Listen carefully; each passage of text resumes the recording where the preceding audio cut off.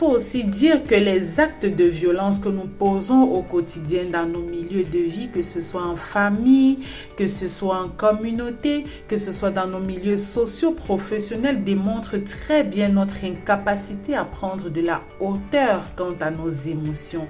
Lorsque nous n'arrivons pas justement à nous contenir, lorsque nous n'arrivons pas à nous maîtriser, à maîtriser tout ce qui est à l'intérieur de nous parce que nous ne sommes pas d'accord avec ce qui se passe, lorsque nous n'arrivons pas justement à écouter les autres, à nous mettre au-dessus de notre ressenti, nous faisons preuve de violence.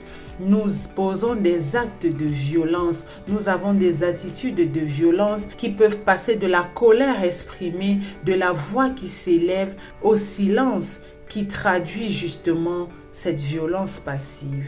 C'est très important d'identifier ce qui peut nous amener à poser des gestes de violence, à avoir des attitudes de violence.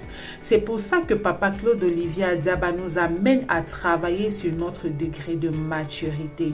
Nous devons faire preuve de beaucoup de maturité, de beaucoup de maîtrise. Nous devons prendre le temps d'écouter les autres. Nous devons prendre le temps de donner du crédit aux autres, à ce qu'ils disent, à ce qu'ils pensent, à ce qu'ils veulent. Nous devons pouvoir avoir la mesure en toutes choses. Et Papa Claude Olivier Adiaba, dans ses multiples ouvrages, a développé beaucoup de thèmes en rapport avec cela, avec justement la maîtrise de nos émotions négatives, avec la mesure en toutes choses. Il nous a entretenu sur la manière d'être compatissant. Nous devons être à l'écoute des autres. Nous devons aussi accorder du crédit aux autres. C'est pourquoi nous devons avoir la mesure en toutes choses, même dans la manière d'agir, la manière de penser, la manière de nous exprimer. Nous devons avoir la mesure en toutes choses. Papa Claude Olivier Adiaba, dans un autre de ses ouvrages, a aussi parlé de la gestion du conflit qui doit être une gestion plein de maturité, plein de sagesse.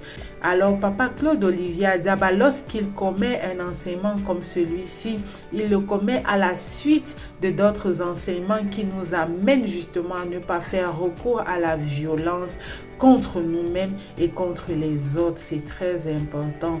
Donc, nous pouvons constater qu'il y a une cohérence dans ces enseignements. Nous devons cultiver en nous des vertus, des qualités qui nous permettent d'être des personnes qui rassemblent, qui nous permettent d'être des personnes qui apaisent et non le contraire.